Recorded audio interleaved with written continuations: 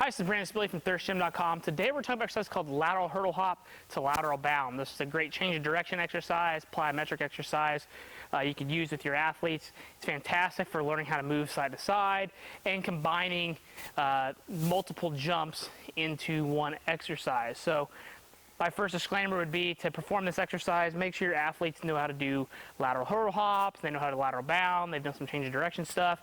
I think they'll be able to catch on to this. Once they have that, you're pretty much good to go with this exercise. You will need a hurdle to perform this or something to jump over. So as long as something to jump over, really that's all you need. You can take this to the park and perform these just about anywhere. So to start, we're going to start with the hurdle here. I'm going to start on one side and we're going to jump with both feet laterally over the hurdle. So we're going to go from here, and then as soon as I land, I then want to shift over to one leg and then bound.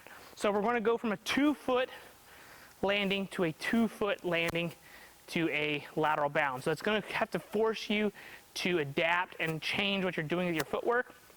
I think too often we don't implement things like these with our athletes. We have to understand that they're reacting to stuff and they're not trying to like perfectly land and then figure out what they're going to do. They're just trying to react to a stimulus, ball, play, whatever's happening.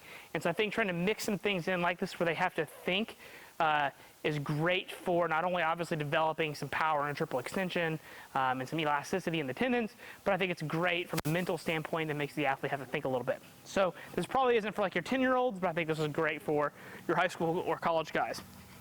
So we're going to start with both feet, jump over briefly, when I do that, briefly recollect ourselves, and then lateral bounds. We're going to go from here,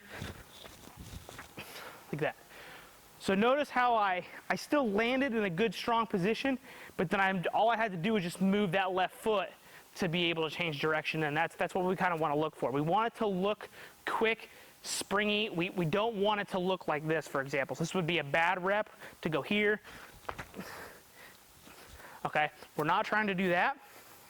We want to see both feet hit, briefly rethink, collect ourselves, change direction. Okay.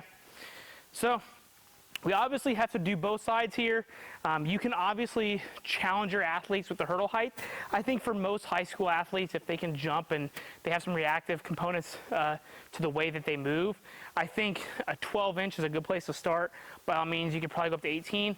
If you get the hurdle too high, what happens is we find the athlete has to recollect themselves before they can change direction, but that's kind of defeating the purpose on this exercise. Well, I think there's nothing wrong with doing high lateral hurdle hops. For this particular exercise, because we're going to laterally bound off the landing, we want to make sure that this hurdle doesn't get too high. So I think really honestly doing 3 to 5 reps on each side for about 3 to 5 sets is a good place for it to be in your strength and conditioning program. If you have any questions, please feel free to leave in the comment section. Thanks. Have a great day.